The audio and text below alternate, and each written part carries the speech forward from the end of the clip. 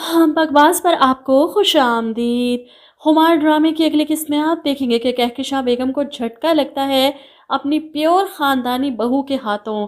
किस तरह वो इनको आईना दिखाती है कि अच्छी तरह से जानती हूँ मैं आपके बैकग्राउंड को भी।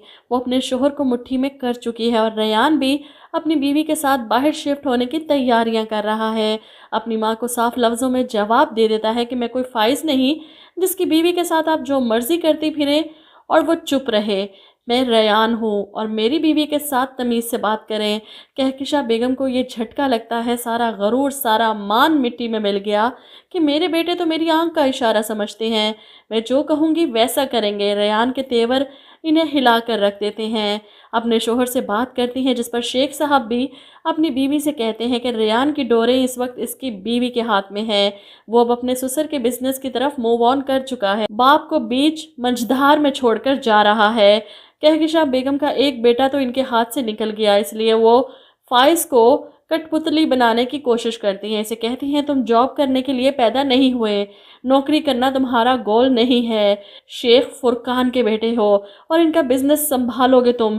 जिस पर फाइज तड़प कर कहता है लेकिन मैं इंटरेस्टेड नहीं हूँ माँ, मैं नहीं कर सकता ये सब, इसके लिए भाई और डैड है ना।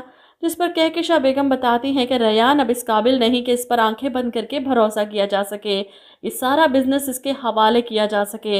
इन्हें फिक्र है कि कहीं रेयान बिजनेस में से अपना हिस्सा निकाल कर अपनी बीवी के साथ फरार ना हो जाए। इनके हाथ तो कुछ भी नहीं लगेगा। रेहान का इरादा भी कुछ ऐसा ही है कि अपना हिस्सा ले और हमेशा के लिए यहाँ से चला जाए। कहकशां बेगम के साथ होना भी यही चाहिए। एक बेटा वैसे ही हाथों से चला गया, दूसरे को इन्होंने खुद ही खो दिया। गरीब हरीम जैसी बहू इन्हें चिराग ढूंढने से भी नहीं मिलनी थी, जिसको इन्होंने बर्बाद करके घर से निकाल दिया। वहीं दूसरी तरफ हरीम के लाइफ में भी इस नए शख्स को डालकर दिखाया जा रहा है कि आगे जाकर शायद इन दोनों का कोई कनेक्शन बन जाए, क्योंकि फाइज ने तो जिस तरह इसे धुतकार कर अपनी ज़िंदगी से निकाला है, हरीम भी आगे बढ़ चुकी है बजाय पीछे मुड़कर देखने के।